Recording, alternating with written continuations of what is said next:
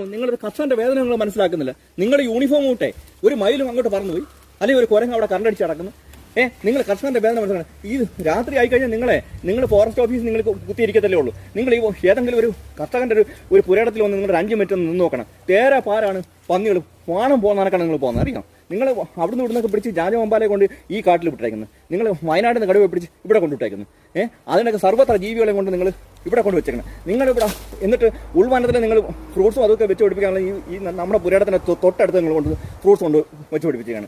അപ്പോൾ ഉള്ളിൽ കിടക്കുന്ന കുരങ്ങല്ല അവിടെ ഇങ്ങോട്ടാണ് വരുന്നത്. ഒരു കർഷകന്റെ വേദനയും ബുദ്ധിമുട്ടും നിങ്ങൾ മനസ്സിലാക്കണം. കേസ് കൊടുത്ത എന്താണ് അവസ്ഥ?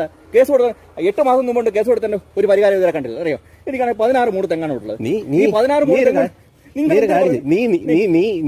ഫോറസ്റ്റുകാരും കുരങ്ങ് നിന്റെ പുരയിടത്തിൽ കയറുന്നെന്ന് പറഞ്ഞ് നീ കേസ് കൊടുക്കും. നിങ്ങളെ ഇപ്പൊ ഞാൻ ഒരു കാര്യം പറഞ്ഞേക്കാം. നിങ്ങൾ ഈ പുരയിടത്തിനാണ് നിങ്ങളുടെ കുരങ്ങിനെല്ലാം വിളിച്ചോണ്ട് നിങ്ങൾ ഈ പുരയിടത്തിൽ നിങ്ങൾ ഇറങ്ങിക്കോണം. നിങ്ങൾ കൈ കൊണ്ട് സംസാരിക്കുന്നത് നിങ്ങൾ ഒന്ന് മനസ്സിലാക്കണം. നിങ്ങളെ ഇപ്പൊ നിങ്ങൾ തത്തടി കിട്ടും. നിങ്ങളൊരു കർഷകന്റെ വേദന മനസ്സിലാക്കണം. 16 സെന്റിൽ ഞാൻ ചേമ്പ് കൃഷി ചെയ്തു. ഒരു ചേമ്പ് എടുക്കാനില്ല. ചേന കരുത് ഒന്നുപോലും എടുക്കാനില്ല. ജീവിക്കാൻ നിവർത്തിയില്ല. ചീനി ഒന്നുമില്ല. ആത്മഹത്യയുടെ വക്കിലാണ്. അറിയാമോ, ആത്മഹത്യയുടെ വക്കിലാണ്. 3 പിള്ളേരാണ് എനിക്ക് പഠിക്കാനായിട്ട് ഉള്ളത്.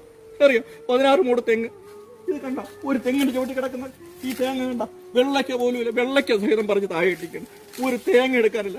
ഒരു ചമ്മന്തി അരച്ച് പിള്ളേർക്ക് കൊടുക്കാനായിട്ട് എടുക്കാനില്ലാത്ത അവസ്ഥയാണ്. നമ്മുടെ വേദനയും ബുദ്ധിമുട്ടും നിങ്ങൾ മനസ്സിലാക്കുന്നില്ല. നിങ്ങൾ എന്നെ ഇപ്പോൾ പിടിച്ചു കളിയല്ലോ. നിങ്ങളുടെ യൂണിഫോമിൽ നിങ്ങളുടെ അച്ഛൻ ചിലപ്പോൾ ഒരു കർഷകനായിരിക്കും. ആ കർഷകന്റെ വിയർപ്പായിരിക്കും നിങ്ങളുടെ യൂണിഫോം.